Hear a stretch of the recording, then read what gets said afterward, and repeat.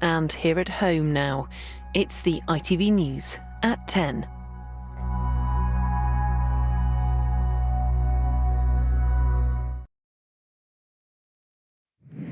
It is unprecedented and really quite frightening. Today was so hot that wildfires spread from fields to burn houses to the ground. Major incidents were declared across the country. In Greater London, a village burned as residents were evacuated. When we come out of the front door, the black smoke was down the road, completely thick black smoke. It all happened on a day when 40.3 degrees Celsius was recorded. That has never happened before. Records were actually hit right across the UK in nearly 30 different locations as everyone tried to cope. Scientists say it is climate change happening right before our eyes. Also on News at 10. Emma is in the Brazilian Amazon with a special report about how illegal gold mining there is impacting climate change. The World Wildlife Fund is calling for the British government to ban the sale of illegal gold in the hope of protecting the rainforest and its people. And then there were three as one more Conservative leadership candidate is knocked out of the race. Is it a paltry pay rise? Public sector workers say so as they are offered a below-inflation increase. And a unique view of Earth, the boss of NASA on climate change, when you see it from space. It is so beautiful, and yet it looks so fragile.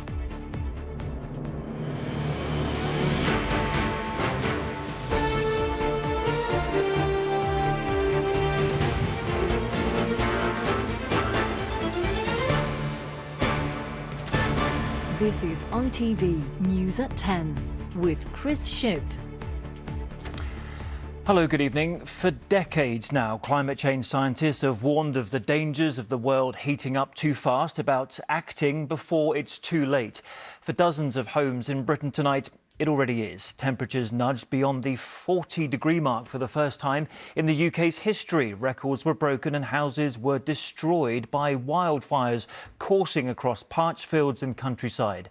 They broke out on the edge of suburban East London and in Barnsley and Sheffield in Yorkshire. The town of Coningsby in Lincolnshire, already famous for the nearby RAF base, entered the history books with a UK record temperature of 40.3 degrees Celsius. Scotland had its own hottest day. In the Borders, it was nearly 2 degrees warmer than it's ever been before. Britain has been burning up. On a day that has seared itself into this nation's memory. Flames that are a towering monument to the intense heat. Twin blazes straddled the north and south banks of the River Thames to the east of the capital. This is the village of Wennington, where more than 100 firefighters attempted to bring the flames under control. Local residents could only watch and wonder as house after house was destroyed, and others told stories of lucky escapes. And I've only just made it. The flames were coming towards me up Church Lane, so I've ran as fast as I could with the flames behind me. I've got to the end of Church Lane, you have to go left or right. I realised then the fields either side were on fire, so then I had to run faster, parallel to it. Great is the relief of those safe from the flames, many ordered to evacuate by police. And banging on the door, out, get out right now.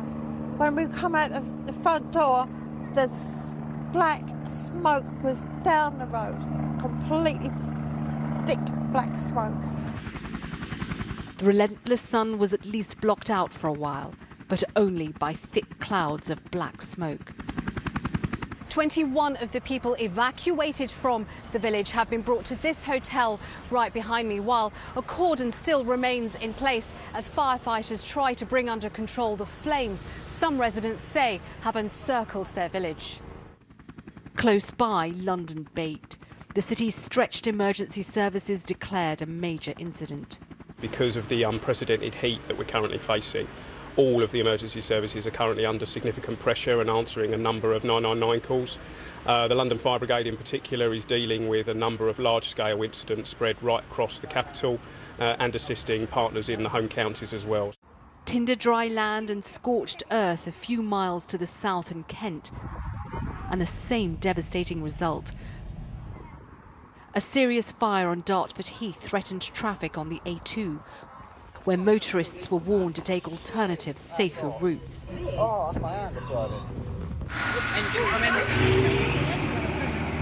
In Norfolk, another emergency call, but this time too late for several homes that were gutted.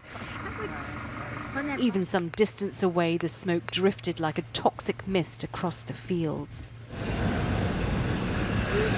200 miles north and another major incident declared in South Yorkshire, as wildfires engulfed houses in flames in Maltby, smoke billowing from rooftops. In Barnsley, the fires laid bare charred skeletons of houses, those that called them home just shell-shocked. It was scary.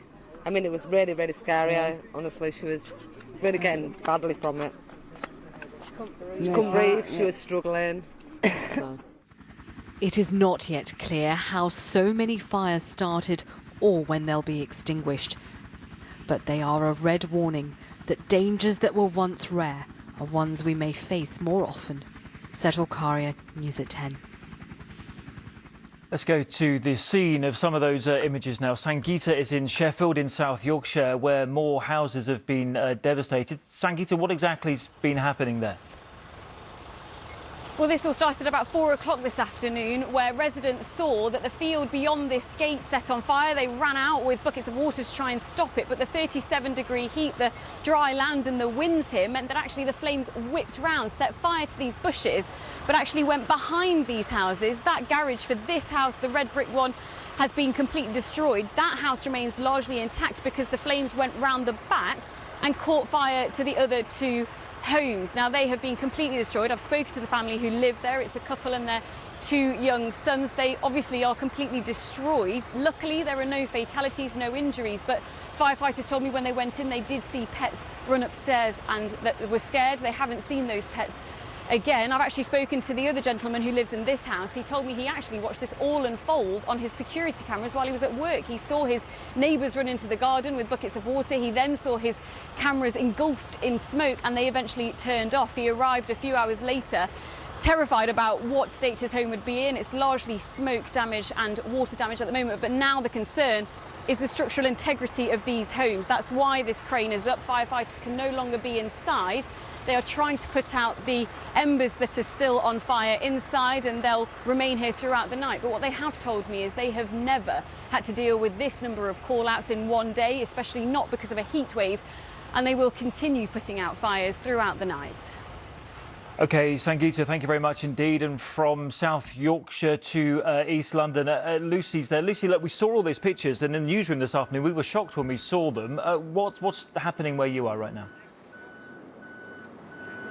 Well, right now, Chris, you can still smell and taste the acrid smoke. Now, the weather all day here across the country has been very much the enemy, but I don't know if you can see, but there are a few spots of rain starting to come down now, so potentially offering some relief. Now, initially, when the homes behind me, just in the field beyond about half a mile behind me here, were evacuated, the families were brought here to a hotel just in front of me, just across the road, just literally yards away. But tonight they have been moved on to a school nearby, just a couple of miles away, just down the road. Right now they're being given food, water and any supplies that they need. Now, at its peak, around 15 fire engines were battling this blaze. There were around 10 in this area, this being the largest, and that involved more than 100 firefighters, some describing the conditions as absolute hell. Now, for some of these families tonight, they are being told that they simply will not be able to return to their homes. They have quite literally lost everything today. Indeed, Lucy, thank you very much indeed for that. And overstretched emergency services are again warning about the dangers of drowning in open water, especially as schools break up for the summer. 4 teenagers have died since Saturday. The body of a 14-year-old boy who got into difficulties in the Thames yesterday near Richmond was recovered from the river this afternoon. His family are being supported by specialist police officers. On the rail network, some services were reduced or non-existent. As predicted, there were no trains on the East Coast Main Line from London to York and Leeds. Worries about buckling rails proved too great. Not predicted was that all trains were halted at Birmingham New Street Station, where overhead power cables overheated. Those fires came as temperatures reached unprecedented levels in many parts of the UK. Charlwood in Surrey broke the record this morning when it reached 39.1 degrees Celsius, but Coningsby in Lincolnshire soon overtook that with 40.3. Wales's hottest place today was Harden Airport, and Scotland hit a record-breaking temperature there, reaching 34.8 degrees in Charterhall in the Borders. And in Murlock in County Down, Northern Ireland, it got to 26.6 degrees. Temperatures enjoyed or endured across the UK. Dawn on the Yorkshire coast, and the determined were up before the sun to steal a cooling swim before it became unbearable. It was so hot, I couldn't sleep, so we decided to come and watch the sunrise and go in the sea. It's very, very cold. A lot colder than we expected. Gorgeous way to start the morning after a proper hot night. But for the most vulnerable, this unprecedented heat has brought danger and discomfort. Staff at this hospice in Cheltenham working in stifling PPE to keep their patients protected. If there's anything you need, you know to ring the bell, don't you? 82-year-old John is grateful for the support. It's very comfortable in here. We keep the door open, the fans are on all nights, windows are open, and it's very comfortable indeed. For the younger ones at a nursery in Northampton, it was jelly and ice cream, topped up with plenty of water to keep them safe in conditions they might see more of in their lifetimes. We're making sure they drink plenty. We've got loose clothing on, sun creams, sun hats. We're looking to make sure that they're not acting out of character, temperatures. So we're doing regular temperature checks and just keeping a really close eye and monitoring it kind of hour by hour, really. At Northamptonshire County Cricket Club, they had to brave the heat, but play was scaled back. Cricket is a summer game, but they're more used to being rained off than coping with these conditions. Today's fixture has had to be cut short to give players and fans some respite. While some schools closed today, these pupils went ahead with their planned trip to the cricket with ice-cold safety measures. Have you ever felt it this hot before? Yes. When? Where? Spain. I've got a fan so I can keep cool. And is it doing the job?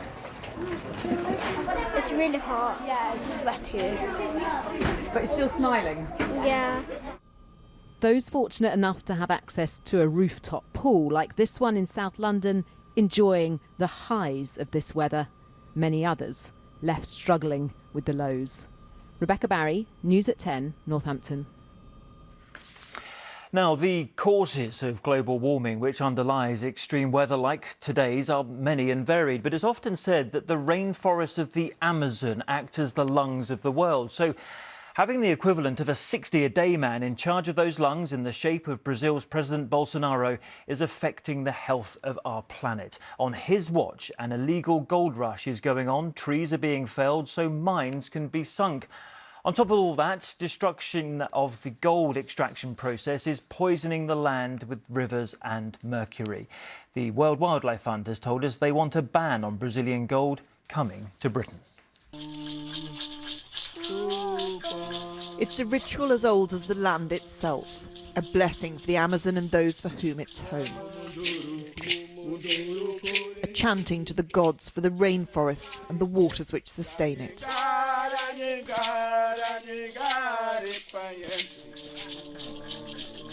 Yet the protection they seek for now, and for the generations ahead, is from a man-made threat which threatens us all. The Amazon is disappearing. Much of it is being cut down in the quest for gold. the green of the trees giving way to the scorched orange of illegal mines. A natural treasure being destroyed for financial treasure. As global temperatures rise, the tracks to the gold seams take the world on a journey from which there is no certain return. The scale of the illegal gold mining now in the Amazon is completely out of control. What usually was very localized in some small places, now it's everywhere. The rainforest is crucial to curbing global warming, yet each day an area equivalent to 2,000 football pitches is destroyed. The rising price of gold drives expansion and pollution. The milky white of the rivers is the result of the mercury used in the mines. The gold flows to the world market, the poison to the waterways that sustain human and animal life. The illegal gold that is mined around here often gets into the British market through jewellery or bullion. As a result, the World Wildlife Fund is calling for the British government to ban the sale of illegal gold in the hope of protecting the rainforest and its people. A World Wildlife Fund study showed mercury contamination in every one of the 462 people they tested. With Brazilian gold exports rising, the government is accused of failing to protect the land and those who live on it. All of this gold is being produced illegally inside protected areas, inside indigenous lands. So it's completely illegal. It's a crime, and the Brazilian government should be enforcing the law and doing law enforcement operations, and it's just not happening. Some have tried and are now in hiding, their life under threat. So you have the rifle and then... Pistol? Alexander Saraiva was a police chief in the Amazon until he was sacked for trying to stop illegal mining. O governo federal tem discurso de incentivo à atividade, principalmente garimpeira. O que para mim é uma grande contradição em termos lógicos, porque nenhum governo gosta de uma atividade que não paga impostos. E o garimpo ilegal não paga impostos. A única possibilidade de um governo apoiar uma atividade ilegal é se ele estiver recebendo alguma quantia de forma pessoal. Laudeco's family has fished here for generations. As the mines spread, the fish began to die. Then many in the local community began to show signs of mercury poisoning, a decline in cognitive function and other serious health issues. Nós, população da Amazônia, nós indígenas, nós não conseguimos viver sem os rios. Laudeco's family believe the mercury has already robbed them of one life. His daughter miscarried and they discovered her husband had high levels of contamination in his body. She stopped eating fish when she became pregnant again. Eu que sou mãe, né, eu já tive que começar a pensar sobre isso, além de ter esse cuidado com a minha alimentação e pensar também para o futuro da minha filha. Será que ela ainda vai comer o peixe que o avô dela está pescando? Only the few will wear the gold that is destroying the rainforest. The many will live with its consequences. Emma Murphy, News at 10 in the Amazon. And Emma is still in Brazil. As you can see, Emma, I think what's striking from your report there is the damage you've seen really does have an impact everywhere, right across the world. Yeah, absolutely it does. And the reason for that is that the 2 million square miles of Amazon rainforest is very heavily full of vegetation. And it means it gives out oxygen and takes in carbon dioxide. So it acts as a natural defence against global warming. When the trees get cut down, it becomes less efficient. 3 years ago, I flew over a similar part of the Amazon and the deforestation was very striking, but there was not the same levels of mines. This time, it was incredible to see how many mines have sprung up in a relatively short period of time. It's something the Brazilian government are doing nothing to stop and I don't think even see as a problem. And that's why the WWF have appealed to the British government to try and intervene. The British gold market is the third biggest importer of Brazilian gold. That gold is 50% mined in these illegal mines. So the hope is that if the British government will try and intervene, it will contract the market and that might well reduce the number of mines that are being built here. The Amazon may feel a really long way away and extremely remote, but the reality is that any damage done in the Amazon is felt all around the world. OK, Emma, thank you very much for that. Back here now and to that ongoing Conservative leadership race, and it might be hard to avoid sporting metaphors sometimes, but the three runners still in it, Rishi Sunak, Penny Mordaunt and Liz Truss, are bunching slightly as they come off the final bend. Kemi Badenoch dropped out today with the fewest number of supporters. So what will happen to her 59 MPs? Meanwhile, accusations of skullduggery and lending votes are being denied. With their slick videos and polished lines, candidates came forward to be the next Prime Minister. Tory MPs have whittled them down, one by one, to three. Rishi Sunak reminding us of his Brexit credentials. Penny Mordaunt on winning a marginal seat. Liz Truss saying she has the record of delivery. The results came, as usual, from the closest we have to a celebrity in Westminster. Good afternoon. Nearly there. Sir Graham Brady. This time, Rishi Sunak only gained 3 votes to 118. Penny Mordaunt jumped 10 to 92, with Liz Truss hot on her heels up 15 to 86. Kemi Badenoch went up just 1 to 59 and was out.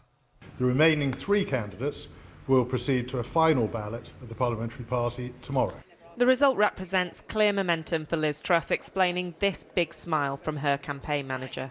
So I think one of the attractions of Liz in terms of being a minister is that she is based on evidence, she has good instincts and she makes decisions. In terms of being a friend, she is fun to be with, she's part of a loving family, and I have to say she's one of my closest friendships in life.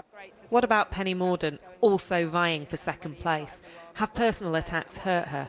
At the end of the day, it's all about reuniting the party and then winning the next election, and that's what Penny's focused on. And if she can't win, who would you back in the final 2? Penny's going to be in the final 2, I'm absolutely sure of it. The votes up for grabs today should have come from the supporters of the candidate knocked out last night. In the cafes and bars here in Parliament, one conversation is around whether the numbers today really add up. Tom Tugendhat's supporters say that only around 2 or 3 of them went to Liz Truss and far more went to Rishi Sunak, which suggests some MPs are voting tactically to influence who comes second. A risky strategy, perhaps. Meanwhile, MPs pouring onto Parliament's terrace discuss the next key twist in this race. Where will Kemi Badenoch supporters go now? It's a pretty broad group, right? Kemi's support ranges from former David Cameron special advisors through to Nigel Farage, I think, today. So it's a really broad group of people, and we'll see. They'll all no doubt have wine and think hard over the next 24 hours. For now, he says he'll ignore the inevitable calls from all 3 candidates, who also got this warning at a hustings of Northern MPs today. It would be a terrible mistake to think about that. Think those seats won in 2019 have suddenly become safe Conservative seats. It's absolute nonsense. Many of them have voted Labour for 100 years. We need to demonstrate to people living in those communities that we are on their side. So it's back to Parliament tomorrow when one more candidate will drop out. And we'll know the final 2. Anushka Rastana, News at 10. Well, whichever one of those 3 becomes Prime Minister, they may find they inherit a threat of strikes from public sector workers. Unions say pay rises announced today are a real terms pay cut because they are below the rate of inflation.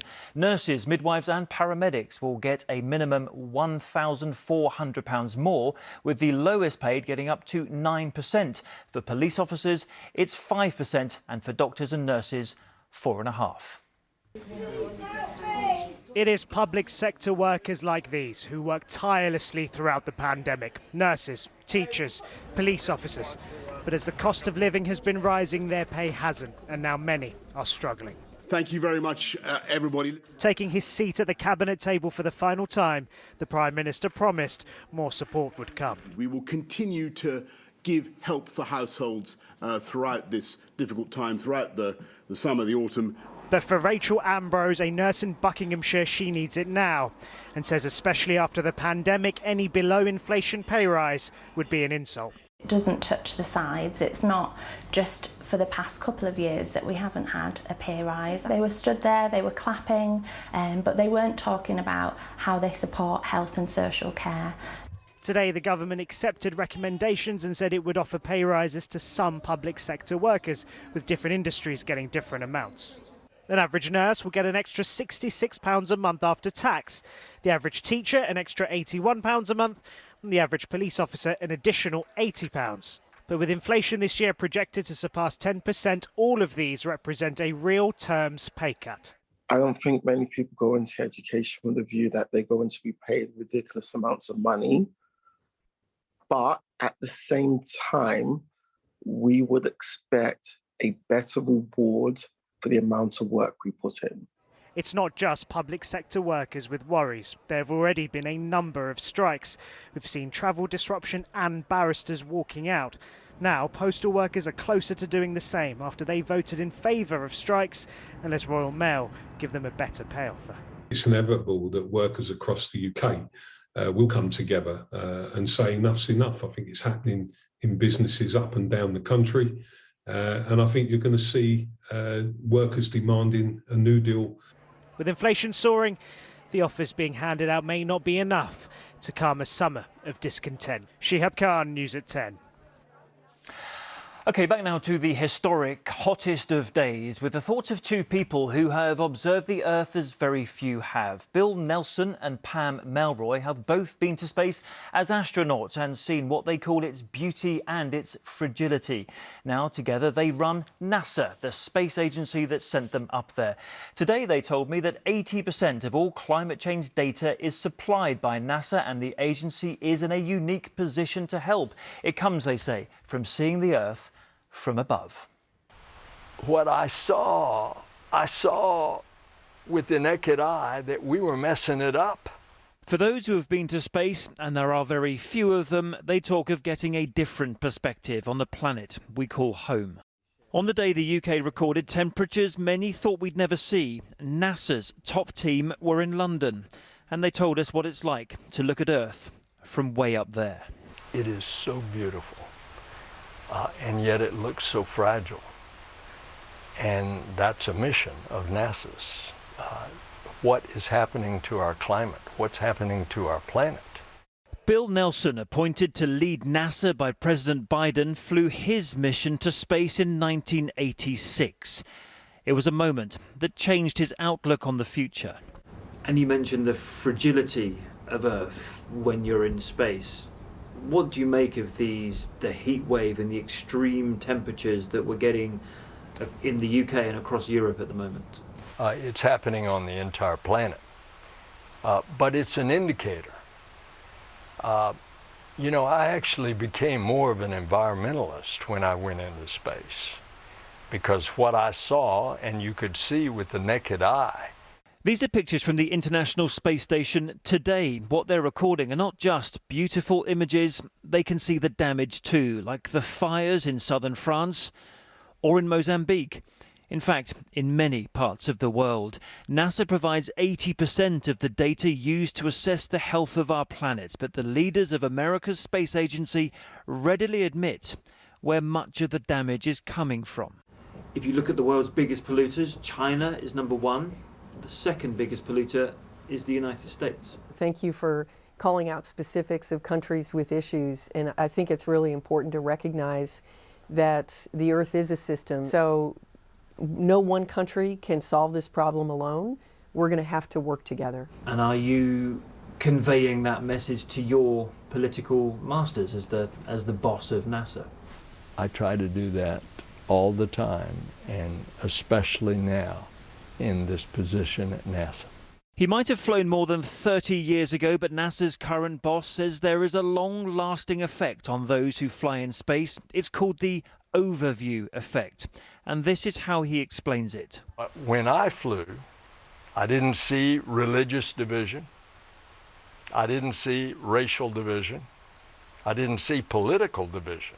All the things that bedevil us on the face of the Earth. What I saw was we're all in this together as citizens of the planet. Bill Nelson, the head of NASA, talking to me earlier today. Well, today's record-breaking temperatures were inevitable, climate change scientists say. What was shocking was the effects of global warming at Britain's back door and in front gardens of our suburbs. These were not white-walled, terracotta-tiled villas of southern Europe where they're used to the heat. They were homes with slate roofs and chimney stacks. After years of warnings, we have been left with scorched earth, like here in Warrington. Our green and pleasant land left brown and bleached by the sun. Temperatures are finally starting to fall, but 27 degrees in London would once have been considered hot for the time of day. But that's what it is right now.